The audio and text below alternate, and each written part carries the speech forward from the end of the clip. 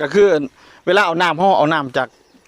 กบ่อถึงบ่อพันจ้าบ่อถึงหุ่นเฮากับปะอับไดใส่ท่อลงมาเนี่ยตัดมาน้ำท่อเนี่ย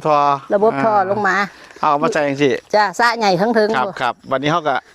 เอาน้ำลงปั่นลงจ้าได้ขังน้ำไปก่อนบ่บริขังค่ะสูบลงแล้วก็จับแม่มันลงเลยแม่มันพอมันได้สิสมก็คือปั่นน้ำลงมาแล้วก็จับคู่ที่มันพร้อมที่ผสมจ้า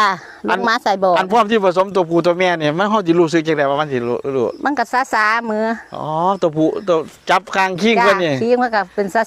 ตัวแม่ก็ดีจ้าเป็นมันก็เป็นท้องเบ่งๆเนาะเขาดีรู้สึกเล่นรอดจ้าซามือ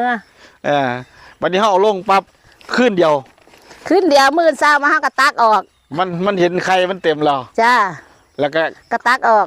แล้วเขาดูแลรักษาจังได๋เวลาเขาอันเฮากับ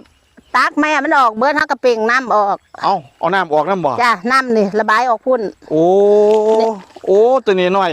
นี่ระบายออกเฮาก็ระบายออกผู้มันมีระบายออกแล้วมันสิได้แบบลงไปใส่หญ้าเดี๋ยวได้เอาอาหารให้พอตอนมันออกมามื้อแรกอันบ่นะคะได้3 มื้อจังได้ให้ค่ะ